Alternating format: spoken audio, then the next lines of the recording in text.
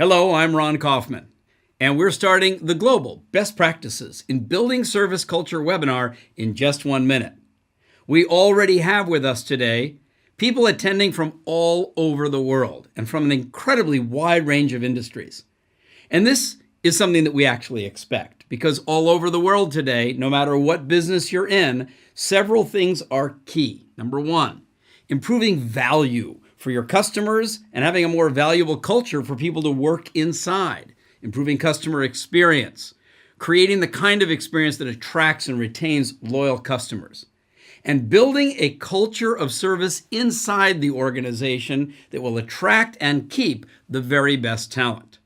Both of those outcomes, better customer experience, higher employee engagement, are successfully achieved by building an outstanding service culture.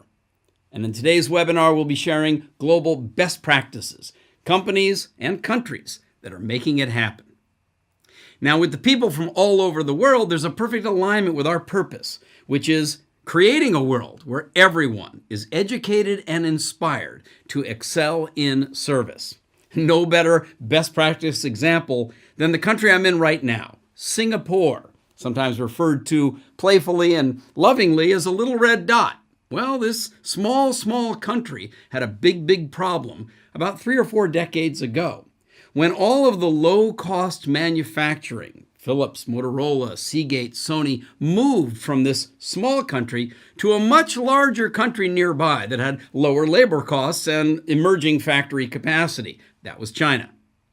Now, the back office, English language, data processing, and the call centers, they also moved out of Singapore to another large country, much larger labor force, much lower costs, and that was India. So the country of Singapore itself needed to reinvent itself and become known for higher value service. That's what Singapore is known for today. Legal services, financial services, medical services, educational services, convention and hospitality, supply chain, logistics, research and development, all services for which the small country of Singapore is now known and delivers value to clients, visitors, customers, conventions all over the world.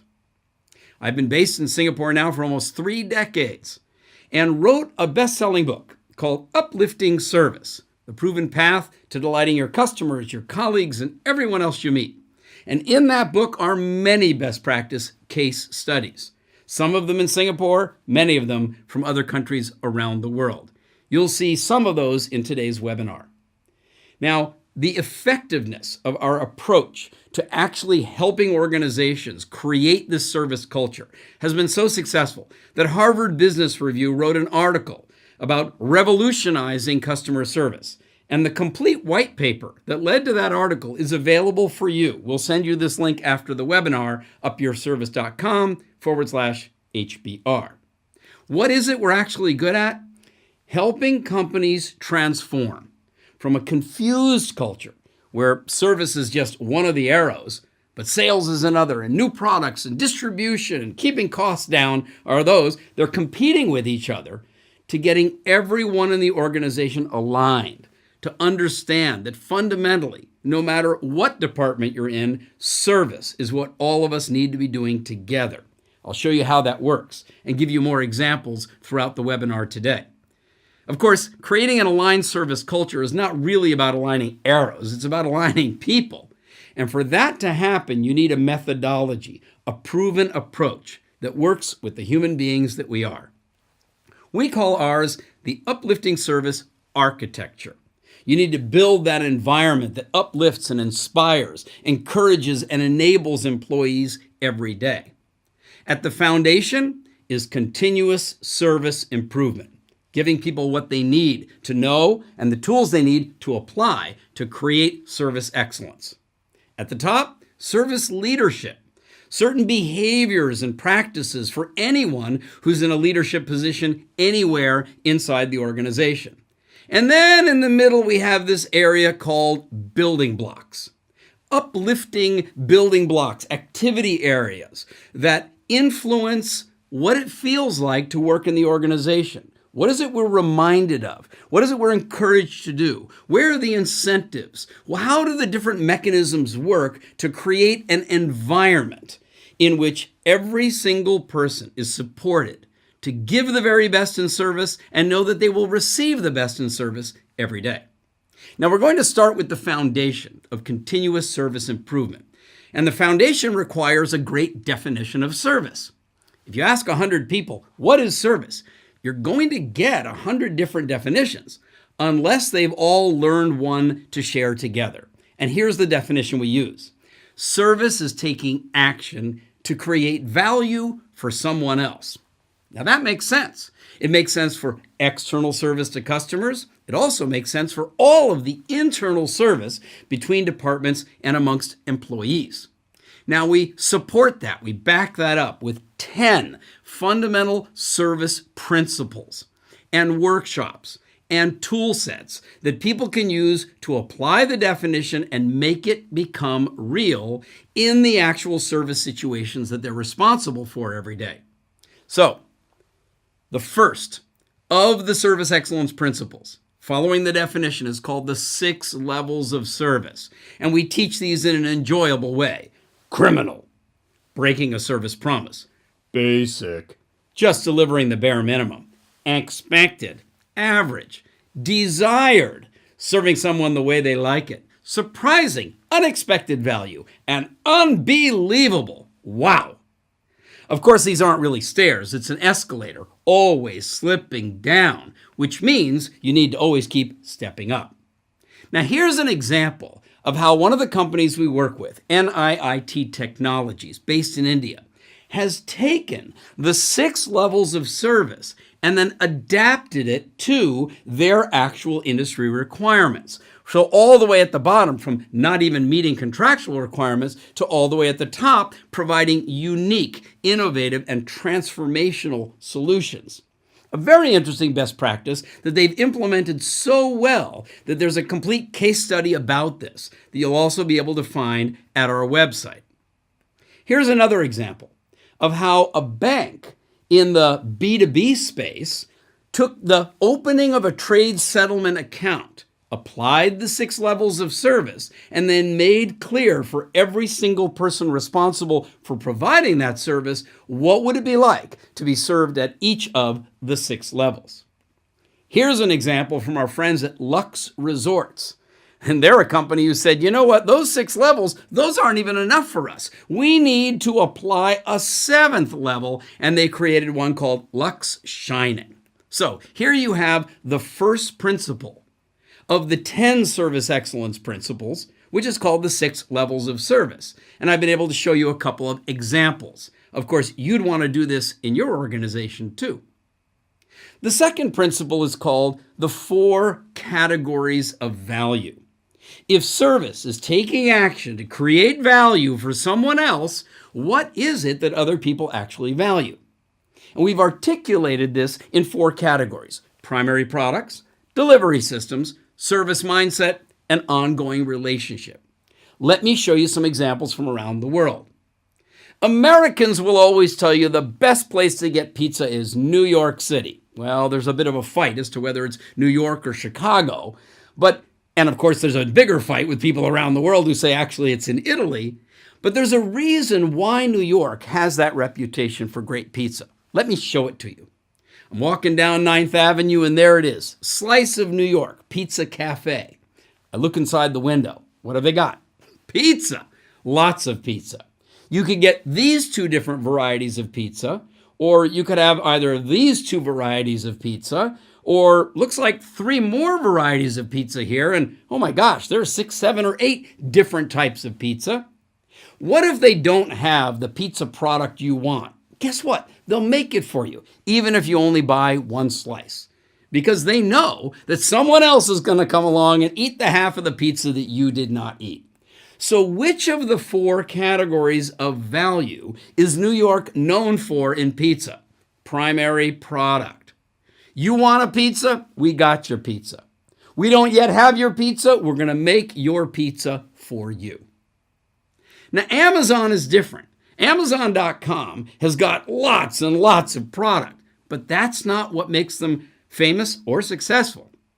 It's their ability to deliver the product to you, wherever you are, whenever you want it. And that's why they've got the patent on just one click. Click it, you bought it. That's also why they've built enormous warehouses and positioned them in various places around the world. Why the trucking fleet has been developed. Why the airline has been developed. So that they can put the delivery on your doorstep when you need it, when you expect it.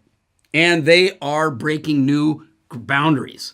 Even in a place like India, where they're guaranteeing one-day delivery in selected cities. And even that's not fast enough for Amazon. What are they doing? Developing drone technology. So the moment you press click to place your order inside the factory, automatically, robots are loading up that drone, and 45 minutes later, it's landing in your front yard. Or did you request that it land in your backyard? Amazon also purchased Whole Foods. So they're moving into the real face-to-face, brick and mortar delivery of what it is that they sell. And so which of the four categories is Amazon a world-class best practice? Well, there it is, delivery systems. Now let's look to service mindset. You take a company like Singapore Airlines. They fly the same product as every other airline. They don't even make the product. It's made by Boeing and made by Airbus. They play the same movies. They pour similar wine. So how does an airline stand out? Is it because they fly to better airports? No, all the airlines use the same airports. What about better travel agents or online websites? They're all using the same. So competing in the airline industry based upon product or delivery systems, that's going to be hard. What did Singapore Airlines do? They focus on the mindset of their very professional, warm and friendly cabin crew. And every single time you see an advertisement for Singapore Airlines, whether it's the suites in first class, in Airbus A380, or it is the new business class seats, or whether they're featuring the economy, whether you're on their website, there's only going to be one picture. There she is, another member of the cabin crew. And when you actually get on board and you're looking at the screen, guess who's there to welcome you aboard? And again, a member of the friendly and professional cabin crew representing the service mindset. In fact, the service mindset has become so strong, they've created an icon, and they call it the Singapore Girl. Now, this is not the approach that is taken on by a company like Citibank. Citibank comes along. They know that any bank can copy their product. They know that the banking industry uses the same kind of delivery systems, whether it's branch banking or it's mobile banking or it's ATMs or it's going online. And they know that every banker wants to be friendly and helpful. That's the service mindset. So where do they focus? Well, I got off a plane recently and I was walking down the Aero Bridge and I saw this first advertisement. You mean the day you're born? Citibank is already thinking about your potential? And then by the time you're 20, they see your dawn into the financial world. You need your first accounts. How do they work? They'll be happy to teach you. Because by the time you're 35 and you've purchased a house and you've got a kid and you're starting to save some money, but you've got a lot of expenses, Citibank is there for you. Hey, at 46, well, now you've got some assets under management. Maybe you've got a second home or you've got some other investments going on and you're starting to think about retirement because at 58, your needs and concerns will change. Don't worry, Citibank will be right there to help you. And once you reach 72 and you're at the point where you're really thinking about legacy and intergenerational wealth transfer, who are you going to turn to? The same ones you've been with the whole time. Why? Citi. They've been around for 200 years. They know that you have a financial life cycle too, and they're promising to be there for you. So, which of the four categories does that advertising campaign focus on? That's right, ongoing relationship. Now, when you look at these four categories of value, which together create the customer experience, you want to ask yourself the question, in which of these categories could we create more value? And if you put the principles together now, the 6 levels of service and the 4 categories of value, what are you looking for? Where can we take the next step up to create more value for the people we serve? And that's our definition, not of service, but of service excellence, taking the next step up to create more value for someone else. So now we've got the first of the principles and the second of the principles. Let's take a look at the third. The third principle is called service transactions. And the idea that from the beginning to the middle to the end of the service you provide, there will be perception points along the way. Some of these will be in person. Some of them might be over the phone. Some of them will be electronic. Some will be at the point of sale. Some will be at the point of delivery. Some will be at the point of follow-up service. Each one of these perception points can also be evaluated on the 6 levels of service. Let me take you to my home airport right here in Singapore, Changi International Airport. It's the most awarded airport on all of planet Earth. How do they do that? Well, they've got an ambition. They want to be known as the best airport in the world and the friendliest airport in the world. Now, best airport for Singapore, well, we're pretty good at that over here. Efficiency, accuracy, speed, productivity, safety, security. Friendliest airport in the world? There, a lot of work is required. So, for example, they zoom in on particular perception points to find ways to create a better, more friendly experience for you, including the tricky ones like immigration. Immigration is about enforcement and regulation and border control. Should that be a point of friendliness? Well, it should be, and it is if you're at Changi International Airport. They wanted to create an experience where you felt not only that you were being evaluated to see whether your visa and your passport are proper, but also welcomed. And yet the immigration officer is busy doing what they need to do, checking you out. So what have they done? They've placed a box of breath mints, some sweets, some candies, on every single immigration counter, arrival and departure. And they've given the immigration officers a script. But the script is just 2 words. You walk up and the first thing they'll do is look you in the eye, give you a smile and say, passport. The moment you hand over your passport, they say the second word in the script, like this, sweet. So there it is, very simple. Passport, sweet, passport, sweet, passport, sweet. 66 million times a year, they can do it. And it produces a different experience for you when you arrive or depart at Changi Airport. Now, we know that the world is a competitive place. And so the moment you create an innovation that works, other people are going to copy you. 6 months later, I flew into another airport. Oh, there it was, sweets on the immigration counter. But it didn't quite work. And the reason it did not quite work is that at that perception point, I found the candy. But the immigration officer never looked me in the eye and said, sweet. The immigration officer actually may believe that the airport just wants to give away candy. Whereas at Changi Airport, they explained, we want to change the perception point for our passengers. We'll provide the sweets. You provide the sweet. Now, Changi Airport also solves problems. For example, people still bring things to airports that you're not allowed to bring on board. They forget what was in their bag. The Swiss Army knife that's a family heirloom, but it's in your backpack and you're going to have to throw it away. Or those expensive hairdresser scissors, but they're in the handbag and you can't take those on board. Well, that was a point of complaint. So what did Changi Airport do? Right near the security counter, there's a very special mailbox where if you have something that you cannot take on board, you'll find everything you need to be able to send it back to where you came from or send it ahead to where you're going. So what have they done? Taken a specific perception point and turned it from a negative to a positive, stepping up, creating better service. For those who are traveling with young children and you're in transit at Changi Airport, let them burn the energy on the 4-story indoor slide. For those of you who'd like to chill out and relax and de-stress, there's a butterfly garden waiting just for you. Have you ever been to an airport and seen people sleeping on the floor? What's that look like? How does that make you feel? So what does Changi Airport do? Creates a resting and sleeping area so that people who do have a long layover and they are tired and want to lie down, they have a place. But also, for all the rest of us, we don't see someone lying on the floor. We also have a better visual perception point. And what drives all of this is Changi Airport's commitment. Your experience is their inspiration. And they know that that experience needs to be created by design, not by chance.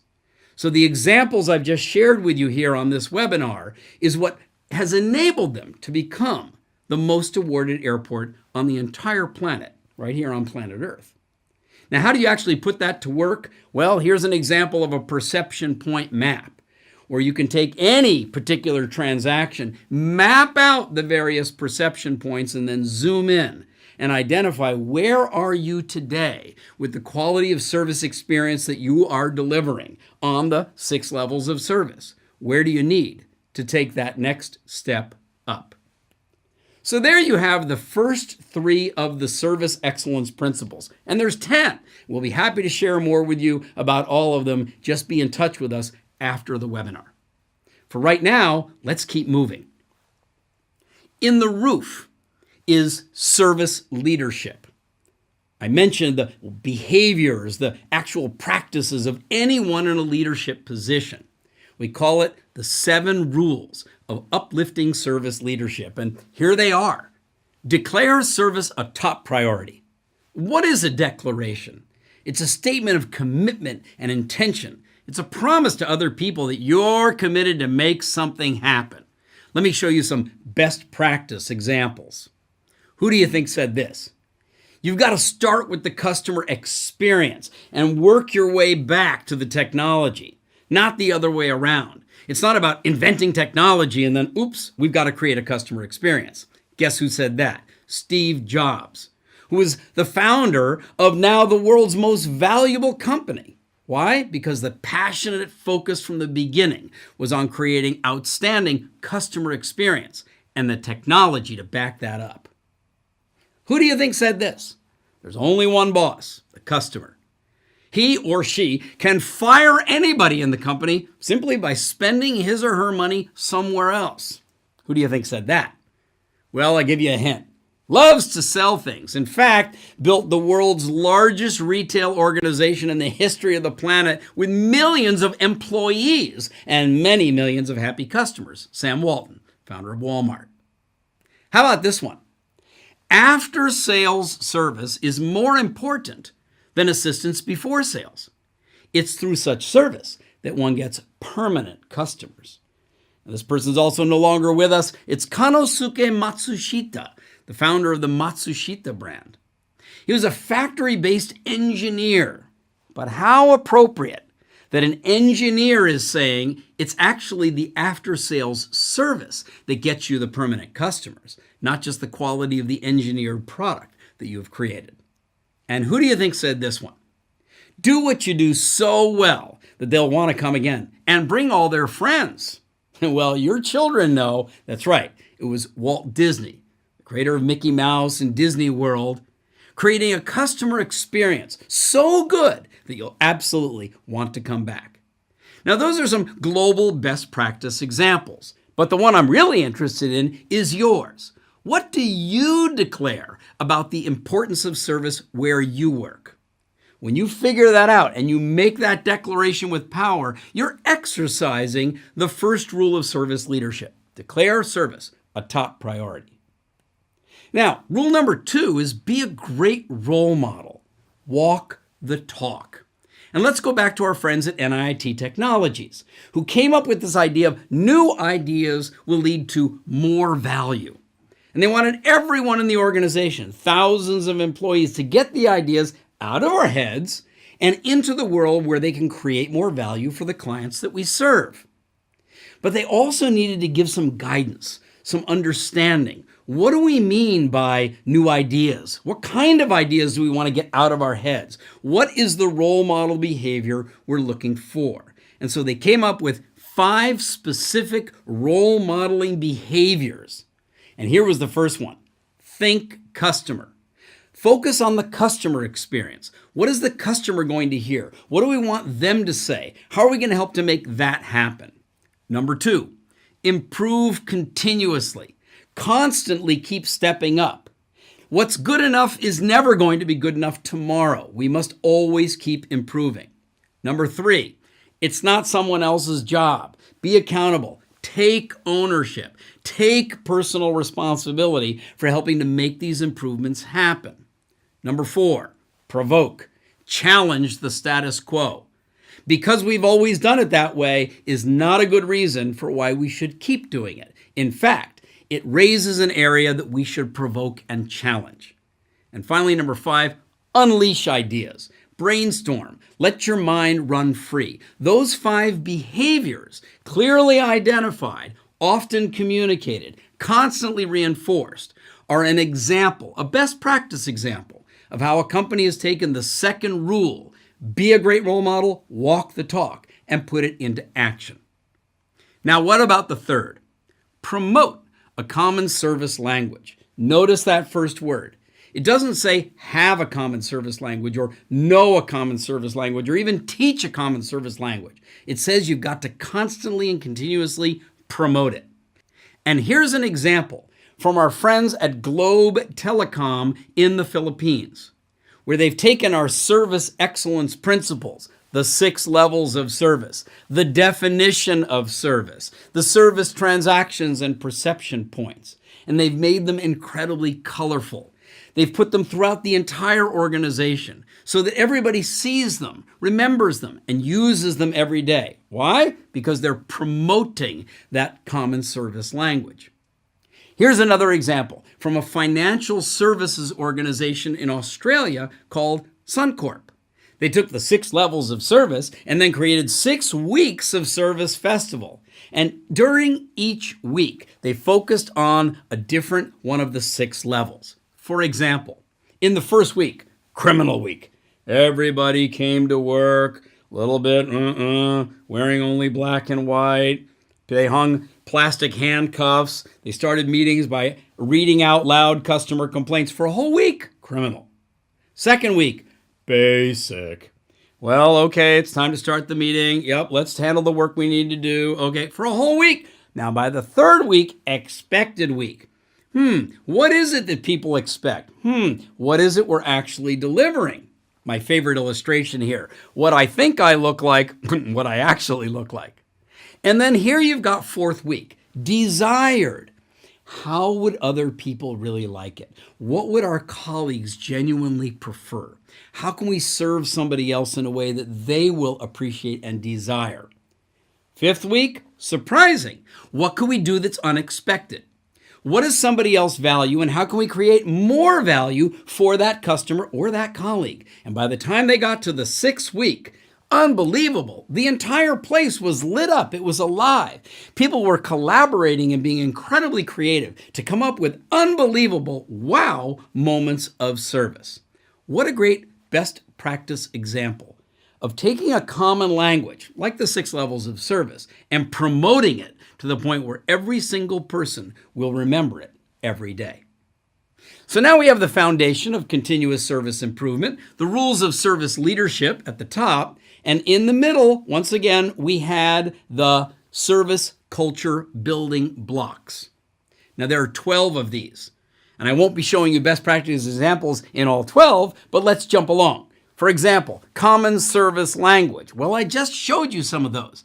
And so you can see the connection here between the language and the principles at the base, the behaviors of leaders in the roof, and then the fundamental building blocks that create and reinforce the working environment every day. Now let's move to the engaging service vision. And I need to be clear. I don't care whether you call yours a vision, a mission, a principle, a credo, a guiding light. What I care about is it engaging for the members of your team? For example, Singapore Airlines enjoys using this line, service even other airlines talk about. Just think of how proud that makes the employees feel. The kind of ambitious level of service that they're working together to provide. The Ritz-Carlton, they call it their credo. We are ladies and gentlemen serving ladies and gentlemen. And this engaging service vision in our language saves them millions of dollars every year in another building block called service staff recruitment. How does that work? Well, it naturally attracts people who want to work in a sophisticated, elegant, and refined service environment. And it naturally keeps away those who tend to be more hard-charging in their style of service. Let's take a look at Xerox, where they took the 6 levels of service and said, we're committed to delivering service that is, well, better than expected. Or this company, Nokia Siemens Networks, which has now become Nokia, where they had a positioning statement for their marketing campaign called, we have know-how. And we worked with them on it, and they turned it into, with that know-how, we're going to act now. And of course, the purpose of the action is to create wow. 6 words, know-how, act now, create wow. What an engaging vision of service excellence for a global organization. Here's an example of an airline from the island of Mauritius, where there was a lot of conflict and things that needed to be worked out between different departments. So we went to work with them and came up with this engaging vision. Come on, let's step up together. And over the next 24 months, take a look at these results. When we started, for each compliment, we got a complaint. For each complaint, we only got 1 compliment. 24 months later, the airline is getting 10 and 12 compliments for each of the complaints that come in. Now, you don't achieve that just by training cabin crew. You achieve that by creating an uplifting service culture that involves and includes everyone. So, for the engaging service vision of stepping up together, it was achieved and it needed to be refreshed. And you can do that too. In this case, at Air Mauritius, stepping up together became, let's take the next step up and continuously improve. Now, most of us will be familiar with the McDonald's marketing statement. I'm loving it. But that's for us as customers. Inside the organization, their engaging service vision is to make every customer smile. How about this one? Our world is serving yours. Our whole purpose for being is to help take care of you.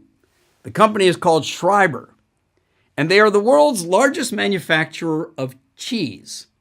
Now, if a cheese manufacturing company can have a fantastic service vision like this, what's yours? Here's a medical equipment sterilization company called Steris, and their vision is achieving one-of-a-kind service. Why one-of-a-kind? Because that kind of operating theater equipment could be in the emergency area, but on the other hand, it could be over in the cardiac unit, or it might be right next to intensive care, or it could be specifically for pediatrics. And you know what? In those different operation environments within a hospital, they don't need all the same kind of service. They need one-of-a-kind service. And that's what Steris is committed to achieving. Here's our friends at Lux Resort, who have the vision of we make each moment matter. Isn't that who you want to be with when you go on vacation? So some global best practices in the building block called engaging service vision. Now let's take a jump. Let's take a look over here at voice of the customer. And to be honest, in too many companies, it's actually like this. Yeah, you got a complaint? Take a number and go away. And that's obviously not what we mean by voice of the customer. What we really mean is this. If you do not enjoy our service, please, we want to know. Our ears are wide open. Our hotline is genuinely hot. Please give us your feedback. But on the other hand, if you do enjoy our service, by all means, please go social and tell someone else. Now, here's a best practice example I found at San Diego Airport. I was down by baggage claim and I saw this kiosk and it said, "How are we doing?" And you could take one of these pieces of paper, and I thought, I wonder what that is. So I went over and I picked one up. And this is exactly what it is. It's a small flyer that asks the question, how are we doing, and asks for your comments. But you know what's interesting? Aside from very little data about you, they're only asking one question. What can we do to make your next visit more enjoyable? They're not asking, are you satisfied, very satisfied, not very satisfied? Is this important, not so important? Would you recommend us to a colleague or a friend? They're not giving you one of these big surveys. They're simply asking you to give your voice to help them think about how they can do an even better job. And this kind of change from survey technology to listening to the voice of the customer is happening all over the world. For example, Dell now has a social media listening command center where they are paying attention to this every single day. They're not even running surveys anymore. Why? Because customers like you and me are already out there putting our comments and our complaints and our compliments up online. Voice of the customer, a very important building block. Let's take a look at this one, service improvement process. Now, our friends at Lux Resorts did such a good job educating everyone about stepping up to improve service that they could then focus the entire organization in specific directions. Remember, service excellence is taking the next step up to create even more value for someone else. And Lux is the group that has the 7th level of service called Lux Shining. So they need constant innovation. And what did they do? In 2013, focused the entire organization on an innovation contest. Innovate to increase the loyalty of guests. And I'll just give you one example. They went back into the history 5 years earlier and took out some of the old complaints. And they got on the phone and started calling those guests in Europe, in Asia, in the US, wherever they came from, to reach out and say, we were looking and we noticed that 5 years ago something happened during your stay, and we just wanted to reach out and apologize to you again and let you know how much change has happened here, and we'd love to have the privilege of inviting you back. Now, we can't offer you a free stay, but if you'll come, we can certainly promise we will create an outstanding experience for you and your family members. And you know what happened? After you've been somewhere, you might think about going back 5 years later, and those very same guests did come back and had an amazing experience. And what did they do? They personally would go online and remove those 1- and 2-star reviews on TripAdvisor, which only they could do, and then replace them with 5-star reviews, which is why so many of their resorts now have thousands and thousands of 5-star reviews. Go to the next year. Lux Resorts had become so successful that the other hospitality groups started trying to hire away their employees. So what did they do? They focused the entire innovation contest on increasing the loyalty of team members.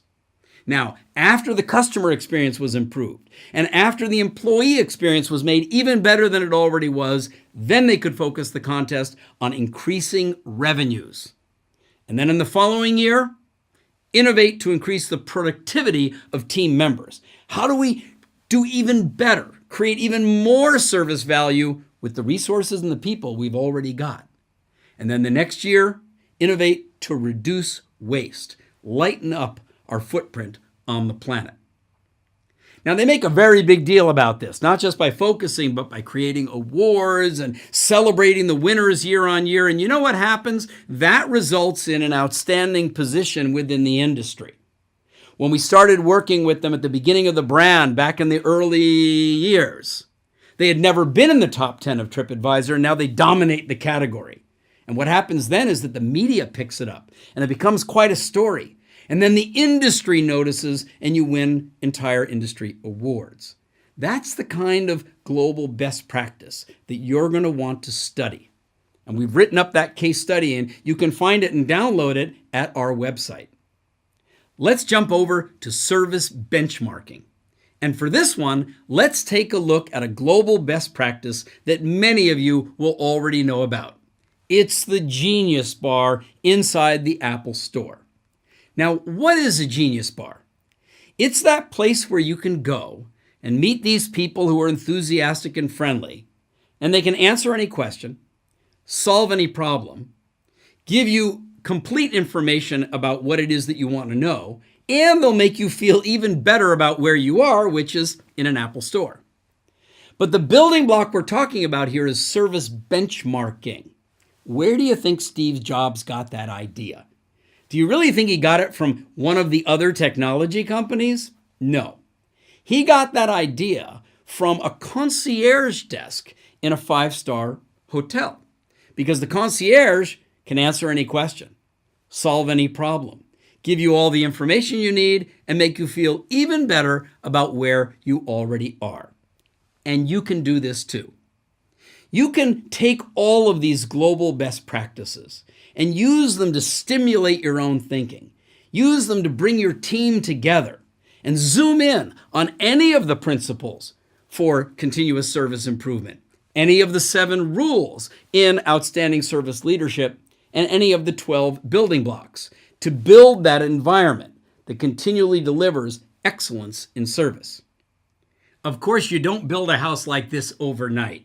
You need to have a plan to make this happen. We call that your service culture implementation roadmap. And on this roadmap, the very first thing to do is get your leadership team aligned. Bring the top team together. Share with them this proven methodology. Show them the best practice results that other organizations have achieved so that they can see the possibility, believe that it can be done, and give you the buy-in and commitment to support this process over time. We do that with what we call the Service Leadership Workshop, where we can come in and share and show all of this to your top team. Second step, steering committee. Bring together that smaller group that's going to focus on what do we do first? What do we do next? How do we deploy this into the organization and capture the results? We provide the steering committee support that can help you succeed.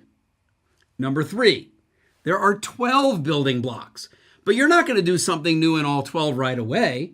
So which of the building blocks do you want to work on first? Where will you get the quick wins? Where do you need to make some early changes? What can give you the best results? What comes next? And what can you work on later? And then there's that very important, actionable service education, the principles, the workshops, the tools, the time, so that people can learn and apply what they learn to improve the service they give to customers and to each other. And then embed this into the organization with system and process integration. Now, your roadmap won't look like that. It will look like whatever yours turns out to be. Because in every large organization, there is a way of mapping out this kind of plan for an initiative, plan for a program that will actually, over time, produce outstanding results. And we'll be glad to share with you how other large organizations have achieved their own best practice, in some cases going from worst to first, so that you can do this also in your organization. You can design the implementation roadmap that's going to work for you and for the colleagues and employees and team members who are part of the culture of excellence in service that you want to build, so that you can work with the service excellence principles and give people the tools they need to be able to actually continuously improve their service, so that every member of leadership throughout the organization knows what these rules are and sees how to put them into action every day, so that your 12 building blocks of service culture actually become stronger and stronger, supporting and creating that environment that encourages, educates, and enables people every day, so that any confusion that exists in your culture can be straightened out and aligned, so that your organization can also become a global best practice in building service culture. And that's what we're here to help you do. Come to our website at upyourservice.com.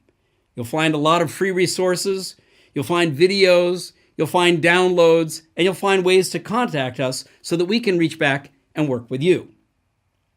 This webinar has been focused on global best practices in building service culture. And just before you go, I'd like to ask you 2 simple questions. Number 1, how would you like us to support you? What additional information would you like us to provide? Please take a moment and let us know. We'll be happy to share more with you about whatever it is that is of greatest interest to you. And then number 2, let us know. How was the webinar for you? What kind of value and experience have you enjoyed and received today? My name is Ron Kaufman, and thank you again for being with us for Global Best Practices in Building Service Culture, a webinar from Up Your Service.